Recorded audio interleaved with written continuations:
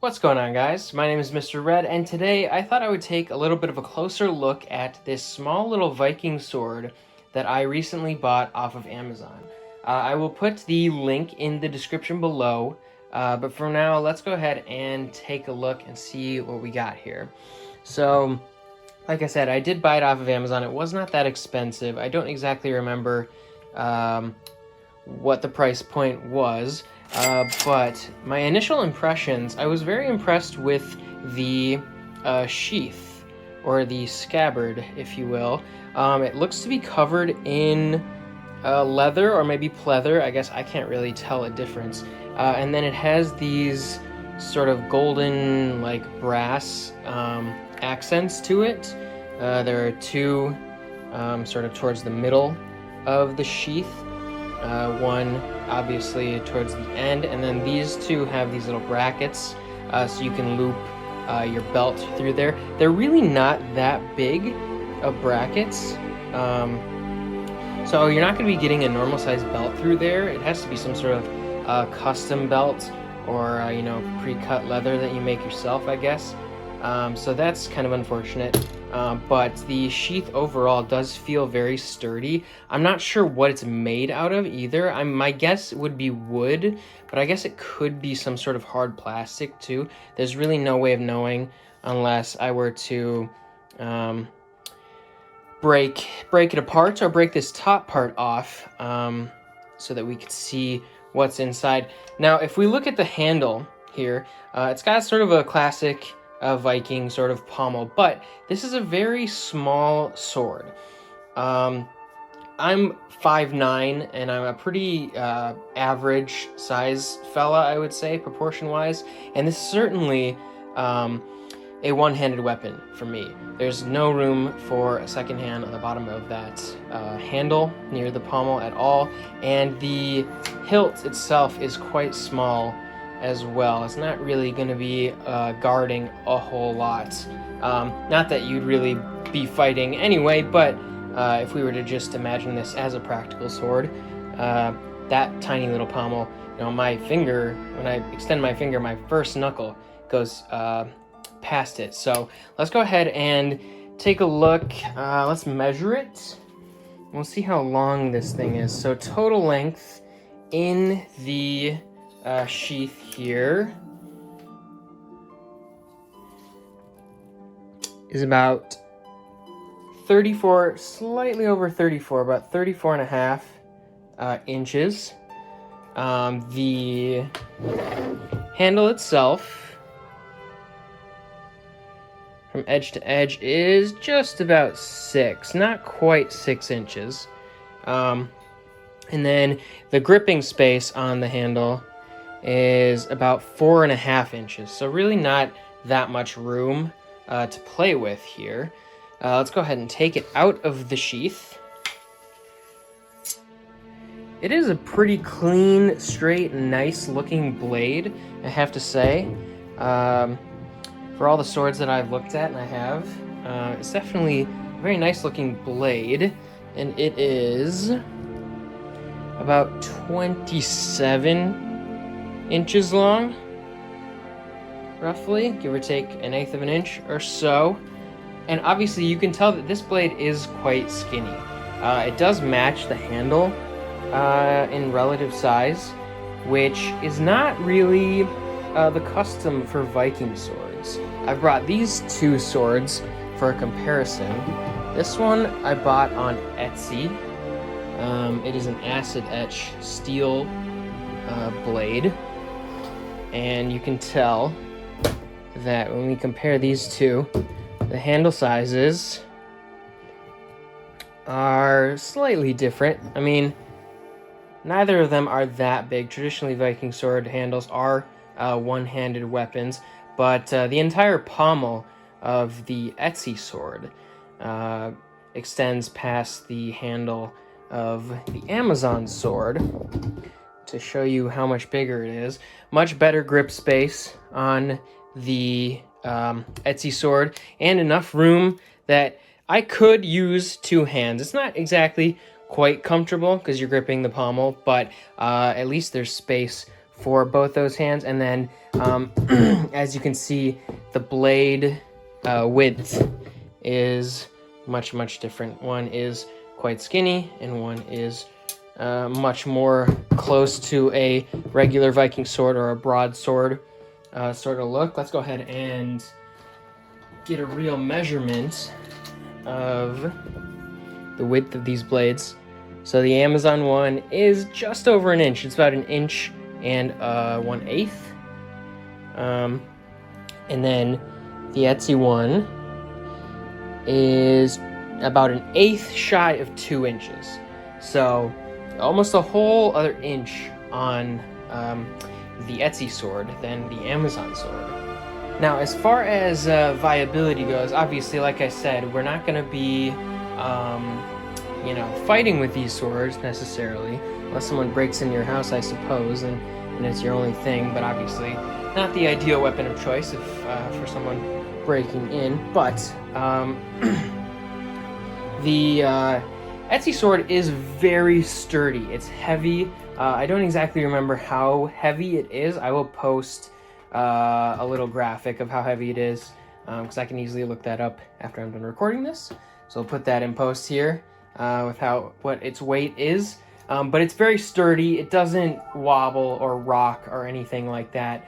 The tang is probably fixed very securely through the handle, if not just the entire pommel as well.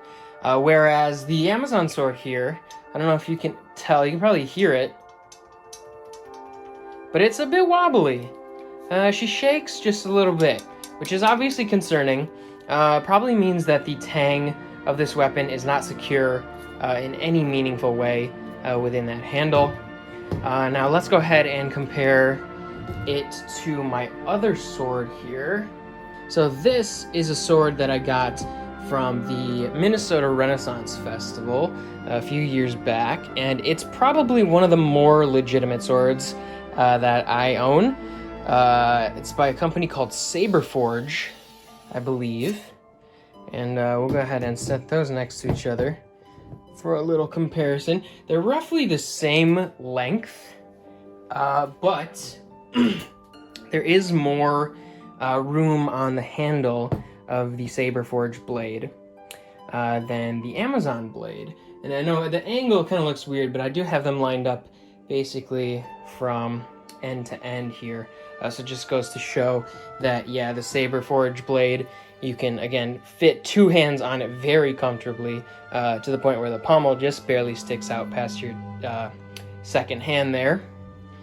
And then, obviously, the blade is much more broad, a little bit thicker, like a traditional Viking sword. Let's go ahead and see the exact width. And obviously, it tapers down the length of the blade, so this length, or the width rather, changes depending on where you measure it. But if we go a little bit farther away from the handle there, that was about 2 inches, so about the same as the Etsy sword that I just had up here too. Here, let me go ahead and actually put those together so that we can see all three of them laid out nice and clean. There they are. So, this little comparison. These two swords obviously are much more legit. They're way stronger. I would rely on them way more than this Amazon sword if I ever needed to, which hopefully I never need to. These are definitely more display pieces than anything, obviously.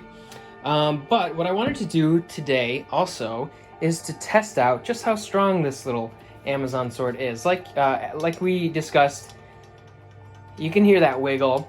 That tang is not secure. So my thought is I'm gonna take it outside, do some strength tests with it, and then see if the handle holds up or if I'll need to rehandle this sword. So let's go ahead and make our ways outdoors and give it a little test.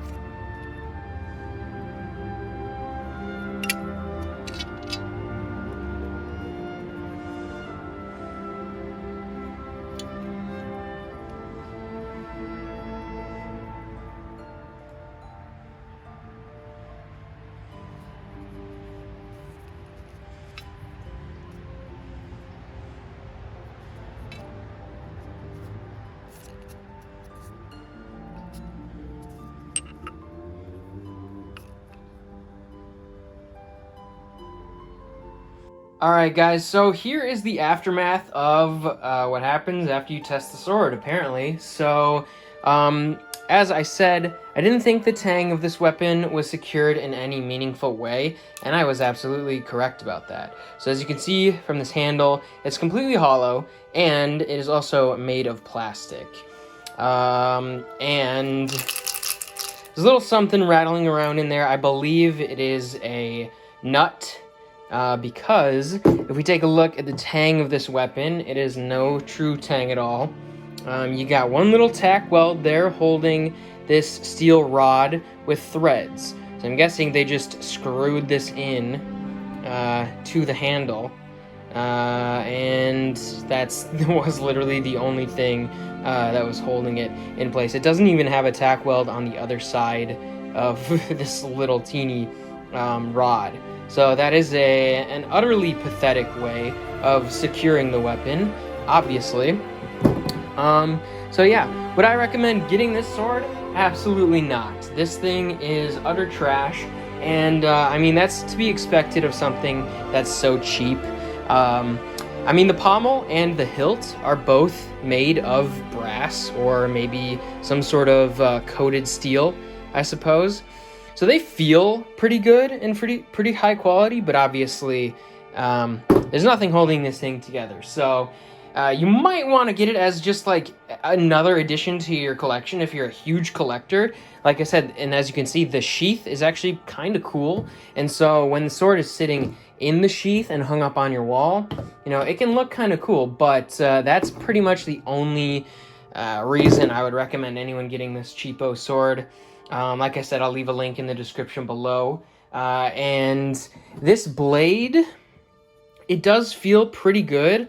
I can't really bend it or anything like that, so it's probably relatively sturdy. So my thought is maybe I can rework this area into a real tang and put an actual handle on it, and then just have sort of like a skinny little sword. So I might do that. And if you guys want to see that video, then make sure you put that down in the comments below. But otherwise, that's all I have for you guys today. This sword is pathetic. Definitely do not recommend getting it. And anyway, if you enjoyed this video, make sure you hit that like button. I appreciate it very much. Make sure you leave a comment as to what your favorite part is, what you want to see next. And I will be making plenty more sword videos here in the near future, including these two that are sitting right up here. So keep an eye out for those. Make sure you subscribe so you don't miss that. And hopefully I will see you guys in the next one. Peace out.